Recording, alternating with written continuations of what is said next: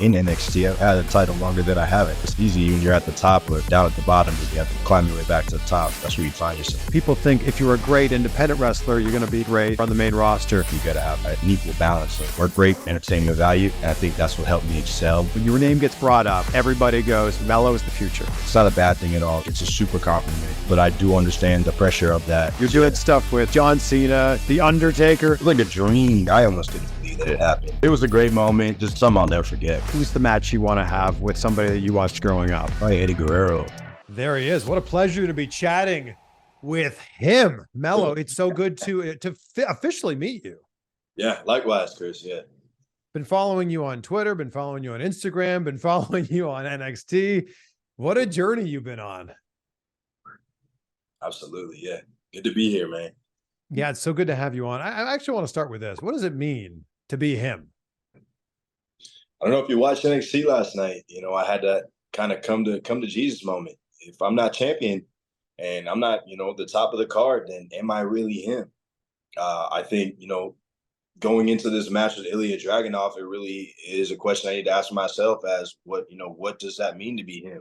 If I'm not champion, can I say that I'm him? So that's kind of the battle that I'm facing with myself. But, it's easy to say you're him when you're successful and everything's going your way and you got all the championships and you're killing it. But to really ask yourself, what does it mean to be him with nothing to show for it is a question I'm still trying to find out. That brings me to a really interesting question. Do you think you learn more from a win or do you learn more from a loss? Yeah, absolutely a loss. If you look at my track record in NXT, I've had a title longer than I haven't. So, that chasing kind of story that I've had to do has been few and far between. So I'm finding myself on a lot of these losses. It's easy when you're at the top and everything's going your way, but down at the bottom and you have to climb your way back to the top. That's where you find yourself. Yes. How long until you got a title again? Because I feel like you're right. You've had a title for so long. It's weird seeing you without a title around your waist, around your shoulder. It's nice though, because the pressure and the microscope of having a championship isn't always on you.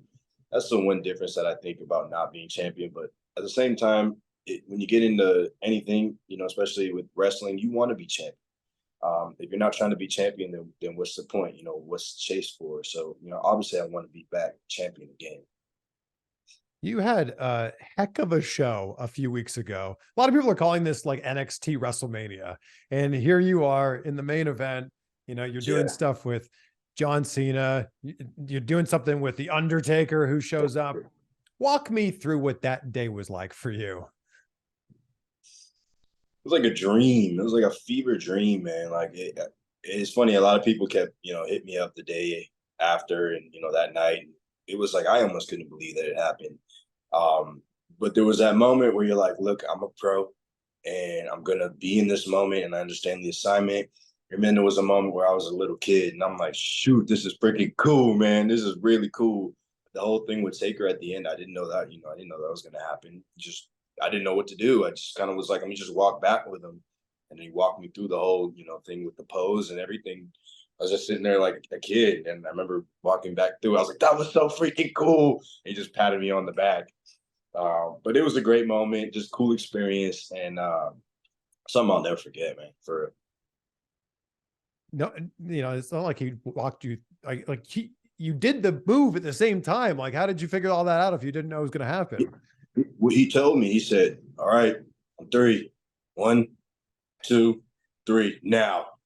I'm listening. Don't mess this up, Melo. Don't mess this up. But it was just cool, man. Those guys were just great to work with. And like I said, just a dream. The kid in me was screaming, but the pro in me was like, run the play. Did you have a chance to spend some time with Undertaker after that and maybe pick his brain a little bit? So I actually talked to the Taker a bunch of times before that. So like he actually sat down with me one time for like an hour and we just talked. Same thing with Cena. So, it wasn't my first interaction with these guys, which is, probably better because now they're familiar with me. I'm familiar with them. But yeah, any opportunity I get to talk to Taker, any opportunity I get to talk to Paul Heyman, John Cena, I take every single one. And those guys are more than generous with their time, especially with young talent that wants to learn. And we all want to learn at NXT. So, they were very, very gracious with their time for sure. And let's add one more name to that. I mean, you get to work with Shawn Michaels week in, week out. Yeah. How cool is that? The coolest. The cool. I mean, just this morning, just getting to talk to him for a little bit, just just relays how proud he is of the work that we're doing, and what we're creating at NXT. It's just reassuring. But I've learned so much from him, and not even what you would think. You know what I mean? A lot of people be like, "Oh man, the in-ring stuff," but no, it's not. There's way more to this than what people realize. It's a lot to do with the facials, a lot to do with the demeanor and the character work. We're at that stage right now. I'm glad you touched on that, because I think there's a lot of people that are in the position that you were in a few years ago, where you're making a huge name for yourself on the indies. And then I think that people think if you're a great independent wrestler, you're going to be automatically great in NXT or on the main roster. Like you said, there's a lot of elements, a lot of components that you don't do in the indies that you now do where you're at right now. For sure. I mean, when I first came in, it was right on the tail end of Black and Gold. So that was like a super work rate style. And going into 2.0, it was a lot more character based. And I kind of realized, I said, man, I got to do the best of both worlds. Not that I was a super character on the indies, but I understood kind of now what it's going to take to do television wrestling, entertainment, world wrestling entertainment. Like, I kind of understood that and realized that you got to have an equal balance of, work rate, but at the same time, entertainment value. And I think that's what helped me excel. And I'm still learning it now to this day. So let's talk about your time on the indies. How do you come up with the name Christian Casanova? So when I went to do a one day, like a fantasy camp, so it was like a tryout camp, like one of my buddies brought me in. He's like, hey man, like, let's do this. And I loved wrestling. To be honest, I wasn't really paying attention to WWE at that time. So I'm like 18, 19. And he's like, come do this one day. We used to love wrestling. I was like, yeah, I want to, because I always wanted to be a wrestler. It just seemed so far out of reach. You know what I mean? You just didn't know how to get into it. You didn't know who to talk, how to do it. And I was small. So I'm just thinking, it's just, I'm not these guys. But we went and, we were going to do a promo. I needed a name. I remember thinking to myself, my name's Christian. My real name's Christian. And I'm like, Casanova. I'm like, that sounds smooth. And I just kind of ran with it. Never forget my first show. One of the bookers was like, oh, that's an awful name. We're going to change that. And it never got changed. I just ran with it. Yeah. So then how do you go from Christian Casanova into the position you're in right now? What goes into picking the name Carmelo Hayes? Sure.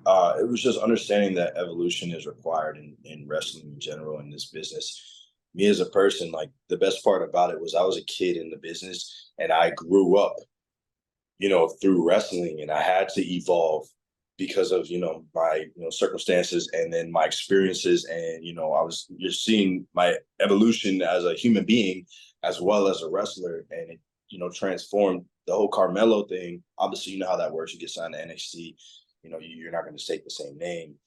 So I'm thinking of like names that are relatable, that people can know, but that's not like an overused name. And I'm thinking sports, and I'm thinking, music and pop and pop culture. And then I just remember Carmelo was just one of many names I threw out. And the Hayes name was like, it was like Purple Haze, like Hayes, Haze. Remember the conversation was like Hunter maybe had thought it might have been a little bit too, gimmicky with the Hayes, like Hayes. So they said, they changed it to like Michael Hayes, Hayes. So it was like, you know how that works. So you give them a couple names and then they kind of put them together and, name generator. It's true. But I love my name now. Does this mean you have some sort of distant relationship to Michael Hayes? Every time I see him, I call him, I said, my pops. He goes, this is my son right here. Every time I see him. Mm-hmm. What was the match that specifically got you into being a wrestling fan? So I was like a Ruthless Aggression fan. So if you remember, like during the late Attitude Era times, so I'm 29. So like I was still very young, but if you remember, it was always on. Like WWE was always on. So I remember watching it, but I remember like really, and I can't get you a match, Chris, but I can remember like it was SmackDown because at that time I didn't have cable. So I remember just SmackDown being on. I was just scrolling through the channels at like 8 or 9 at night. SmackDown was on, and I just remember just being like, man, this is cool. Like, oh, let me watch. There's like stories involved, and these guys are like, look at these guys, man. It's just cool. So that ruthless aggression era is what like, scooped me in. And then I found out there was like Monday Night Raw. Remember they'd show like clips from Monday, and I was like, man, how do I watch that? And then I ended up eventually, like I think a year or so later, we got cable, and then it was a wrap. And then I'm watching Monday, then I'm watching Thursday. It was Thursday. Remember when it was Thursday? Yeah. And I would watch Thursday, yeah. right? And then I would watch like Sunday Night Heat, bro. I was a wrestlehead. And I would watch Velocity. I used to watch like truly everything. Yeah, like throw in a few more like Shotgun. Like I'd be like, oh, I don't even care who's wrestling. I just need to watch this. Because remember, bro, there was no YouTube really. There was no like, if you missed it, it was done. Like you never could go back and watch it. So you had to watch. Unless your friend recorded it on a VCR. On the tape. Remember that, bro? I remember I used to have them. I remember I got like 2 or 3 episodes on the VHS. And I would play them back. Now watch them. Or your buddy got like the VHSs that they used to sell home videos. And you go to your buddy's house and they would have the home videos from like, that's how I learned about early Attitude Era. Who was your guy? So when I first started watching wrestling, I loved like Rey Mysterio. I remember I watched his debut. So that's how I can like put a timeline on when I was watching. I remember when he debuted. Edge, I loved Edge. I loved Eddie Guerrero, Cena, of course, like Taker, Kane, RVD, Booker, Rock, obviously, Stone Cold, man, all those guys. There's so many big names back then too. I feel like you just listed off everybody in the Attitude Era. You might have left off Randy Orton, but other than that, I feel like no. Randy was a young boy when I started watching. I remember he was like like a rookie. Remember he had the really long hair when he first curly debuted. hair. I remember that. Yeah, he was like a rookie. Then he got injured. He was like a rookie. I remember that. I think one of the biggest things with you is when your name gets brought up, everybody goes, Melo is the future. Cool. Does that put pressure on you, or does that make you excited for what's possible? No, it puts pressure on me. It just holds high expectations. And I love it in that way. Like it's not a bad thing at all. Like it's a super compliment. But I do understand that in a lot of fans' eyes and a lot of other people's eyes, they're just looking at me kind of like, oh, everybody says you're the man. They're looking for faults. And it's hard. It's tough. You know what I mean? Because it's like you just want to go out and do what you do, and you don't want to be super microscoped. But it comes with the job, and it comes with, the pressure of that. And, I'd rather that than saying, he's underrated or whatever. I'd rather people to rate me properly, because I truly do believe I am the future. And it's nice to know that your peers think the same of you. You just came into WWE at such an interesting time. Like when you were in the PC, you're one of the few people in the PC at that time who has a background in wrestling. Like you were an indie star. And there's a lot of people in the PC at that time who are collegiate athletes or, something along those lines.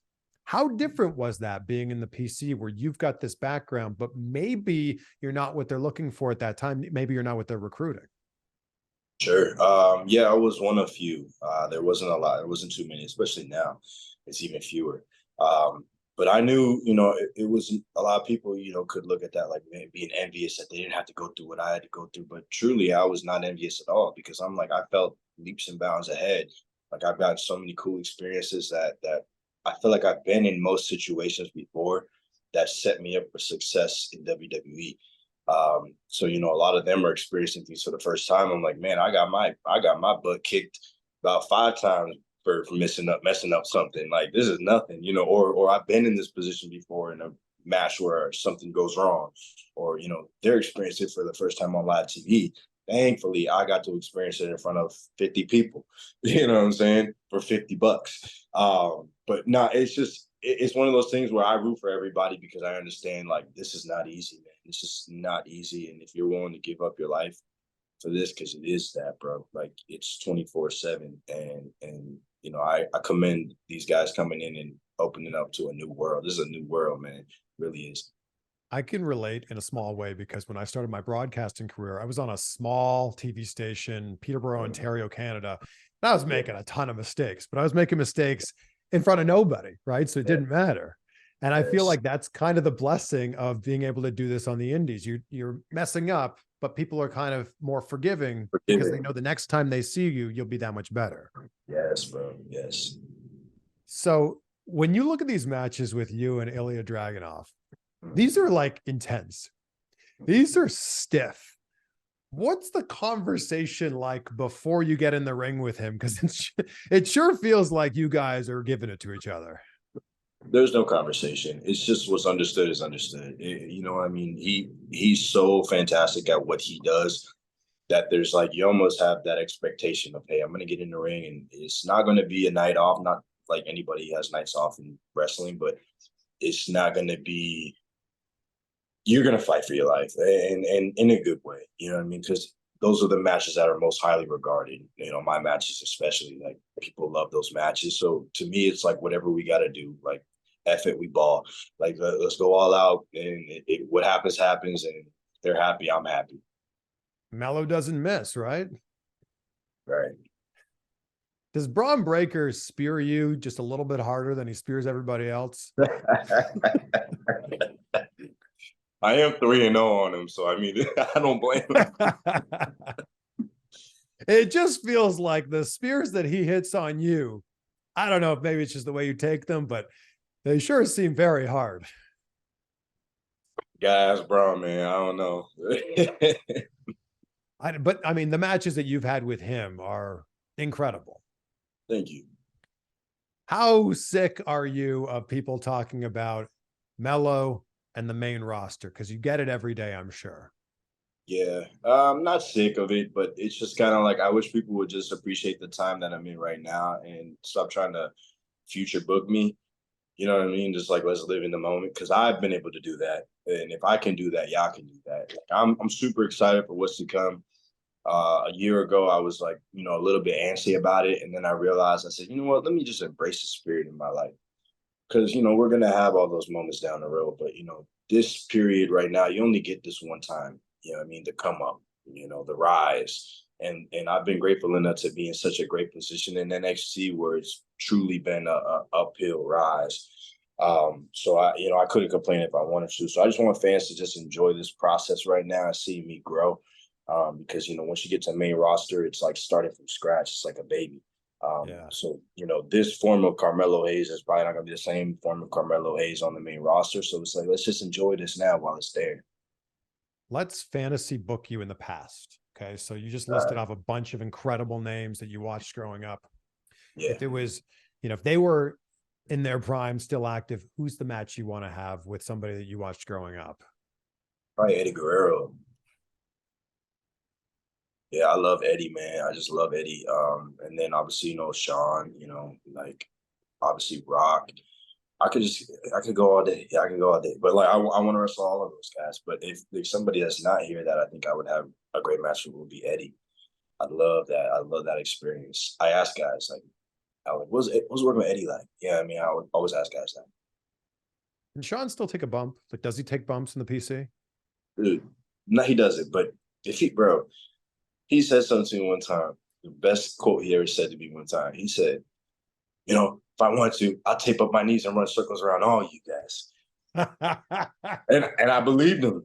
And he could. I physically think he could. He said he's like, I have the will to do it, but I physically, you know what I mean? I don't know, but I have the will to do it. Damn, you're sick.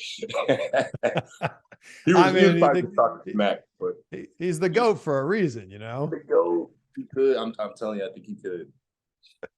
Is there something you've picked up from Shawn that you can look back at your matches now that you go, oh, that is a direct result of something I learned from him?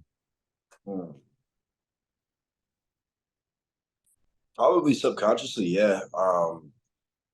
Like creating moments and things like that, and like I said, facials and stuff. Like, because if you look at Shawn prior to, you know, like before he came back and worked with Hunter in 2002, he was kind of a different worker. His back end stuff, it was a lot more of like selling and facials and stuff. And then early on, he was just running and gunning.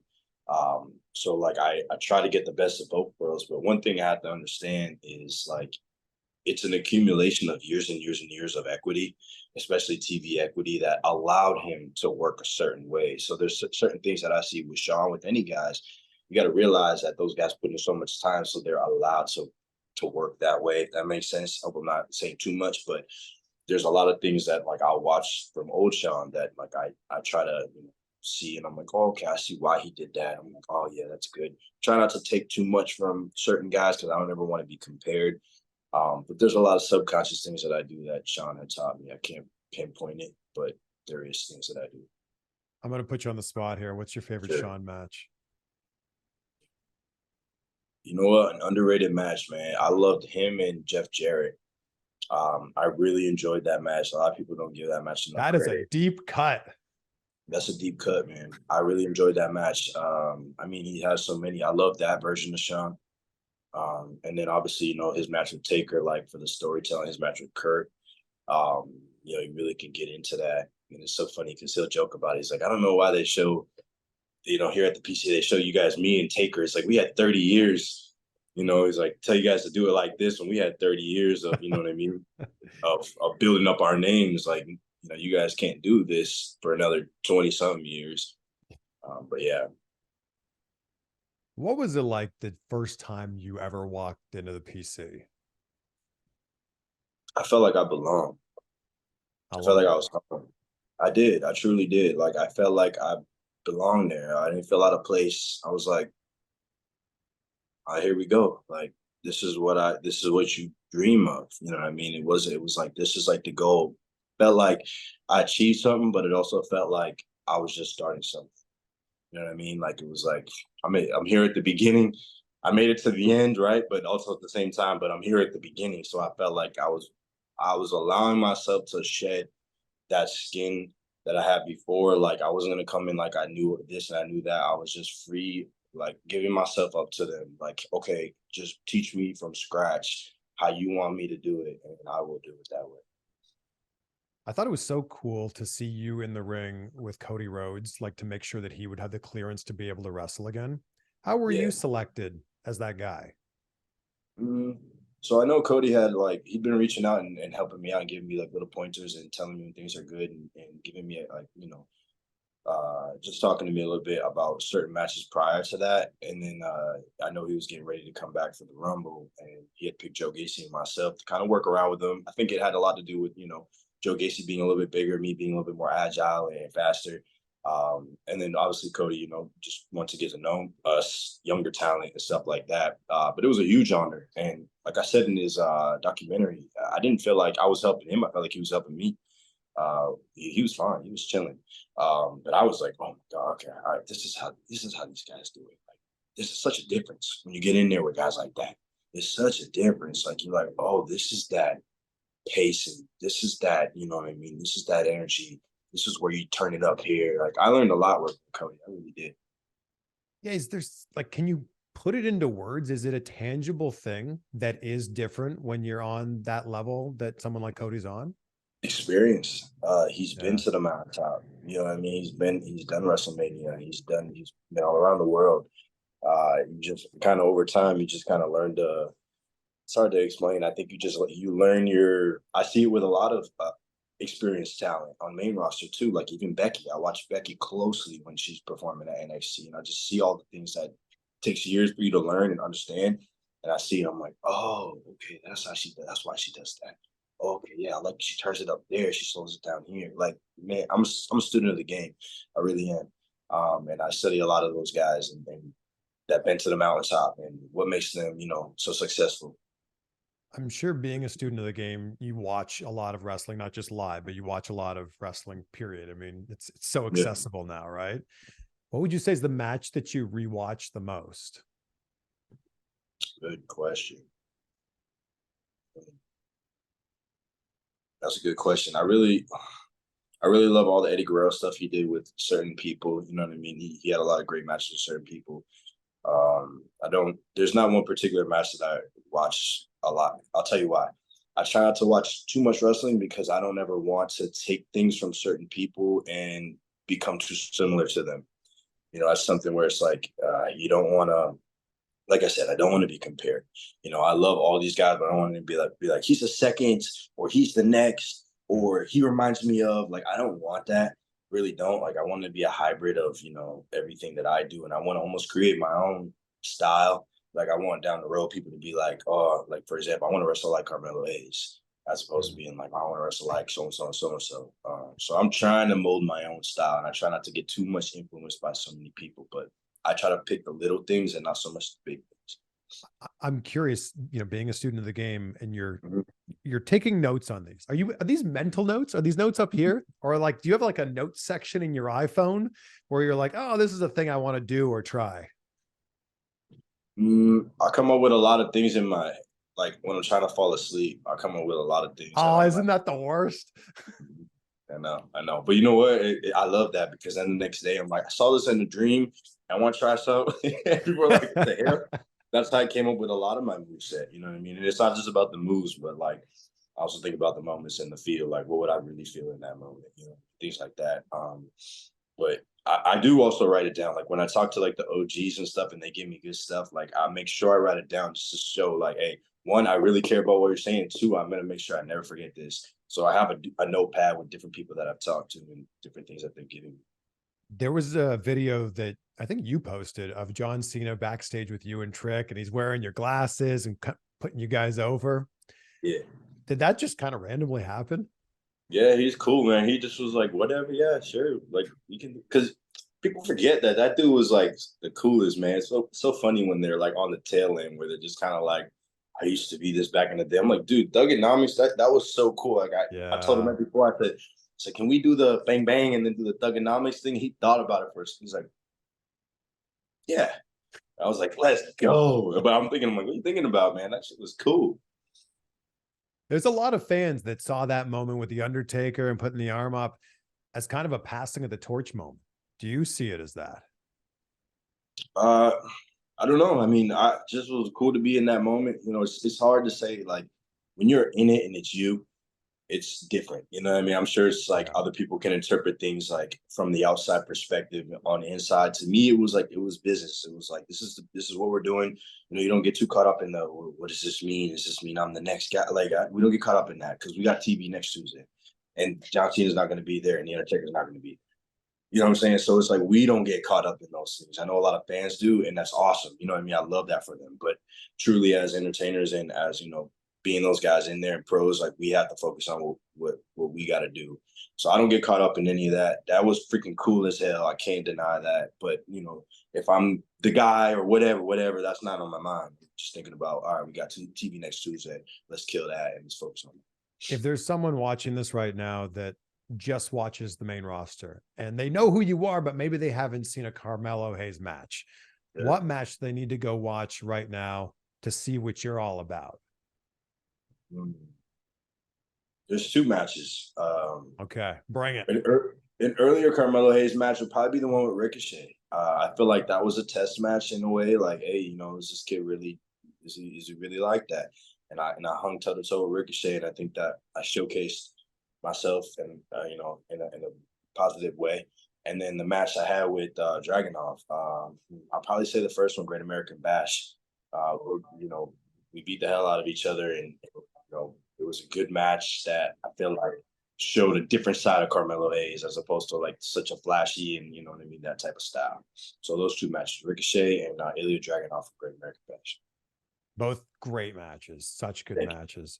When I put out on Twitter that I was going to be sitting down with you today, everyone's like, you got to ask him, why did he attack Trick Williams? Right. Why did I do it when there's no proof that I did it? What a crazy question. I'm telling you, man, this feels like a witch hunt. It's crazy. I post a thing with my girl on her birthday. People are like, oh, happy birthday. But also, why did you attack Trick? It's like, can I live? Can I live, Chris? I mean, listen, like, people just stay tuned, man. Like, I'm holding my ground on that. I'm standing on my business. I'm innocent on that. And, people are going to owe me an apology. I would never do that to my boy, especially not over a championship. Yeah. It's just so exciting to be able to be talking to you right now. Halloween Havoc right around the corner. But I just feel like the future is so bright for you right now. Thank you, Chris. But one day at a time, man. One day at a time. You know what I mean? So, Mello, I end every conversation talking about gratitude because it's such a big part of my life. You've mentioned it during this interview, and I love that. So you've already teed me up for this. What are 3 things in your life that you're grateful for right now? I'm grateful for my health. grateful for my mindset, and I'm grateful for just the people around me and the positive support that I have, and the love that I get from a lot of people. You know what I mean? It keeps me motivated. I mean, there's so much more. I go over things that I'm grateful for every single day to myself. So it's like I can keep going, but definitely those three things for sure. I love that. What's the say around your neck, by the way? It's one of one. Damn Yeah, right. one of one, because I am. You are him. Him. Our brother. So good to see you. Likewise, Chris. Good meeting you, man. Great talk, bro. Thanks, man. This was great. Anytime, bro.